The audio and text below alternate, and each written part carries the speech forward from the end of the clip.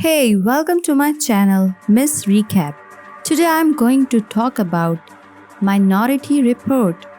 In April 2054, Washington, D.C. prototype pre-crime police department stops murders before they act, reducing the murder rate to 0%.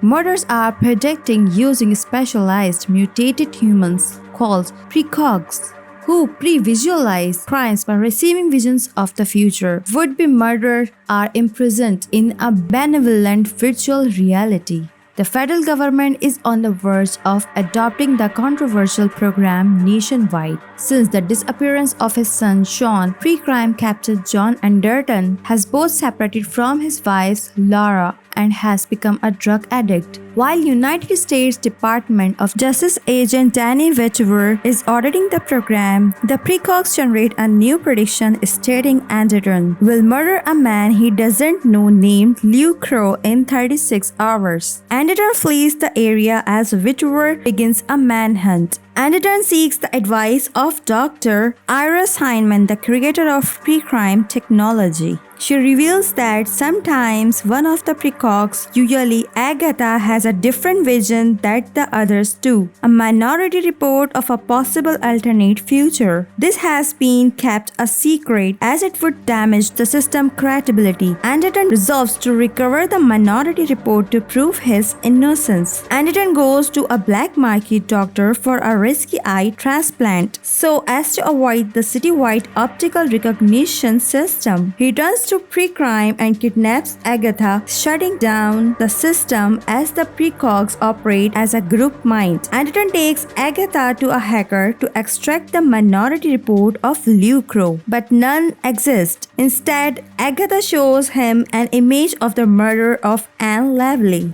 a woman who was drawn by a hooded figure 5 years prior. Anderton and Agatha goes to the Crow Hotel as the 36-hour time nears. Finding numerous photos of children, including Sean's, Crow arrives and Anderton prepares to kill him, accusing him of being a serial child killer. Agatha talks Anderton out of shooting Crow by telling him that he has the ability to choose the future now that he is aware of it. Crow, however, begs to be killed, having been hired by an unknown entity to plant the photos and be killed in exchange for his family's financial well-being. Crow grabs Anderton's gun and pulls the trigger, killing himself. Anderton and Agatha flee Lara's house outside the city for refuge. There they learn Lively was Agatha's drug-addicted mother who sold to pre-crime.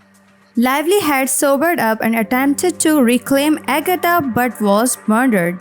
Anderton realizes he is being targeted for knowing about Lively's existence and her connection to Agatha. Whitwer, studying Crow's death, suspects Anderton is being framed. He examines the footage of Lively's murder and finds there were 2 attempts on her life. The first having been stopped by pre-crime, but the second occurring seconds later, having succeeded. Whitwer reports this to the director and founder of pre-crime, Lamar Burgess, but Burgess responds by killing Whitwer using Anderton's gun. With the precogs still offline, the murder is not detected.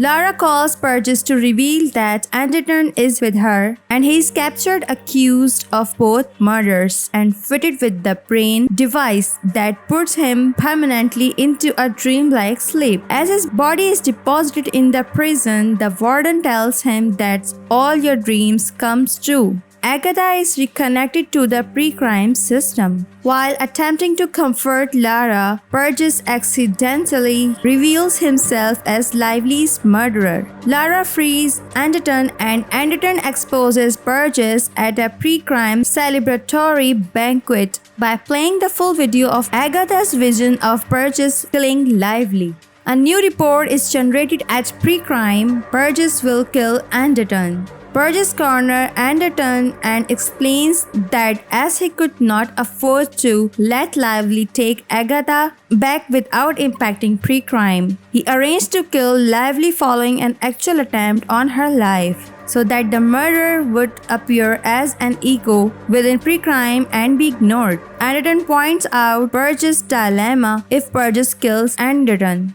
He will go away for life, but pre-crime will continue. If he spares Anderton, pre-crime will be discredited and shut down. Anderton reveals the ultimate flaw of the system. Once people are aware of their future, they are able to change it. Burgess instead shoots himself. Afterwards, the pre-crime system is shut down. All the prisoners are pardoned and released, although they are kept under probation-like circumstances. Anderton and Lara are soon to have a new child together, and the precogs are sent away to an undisclosed location to live their lives in peace.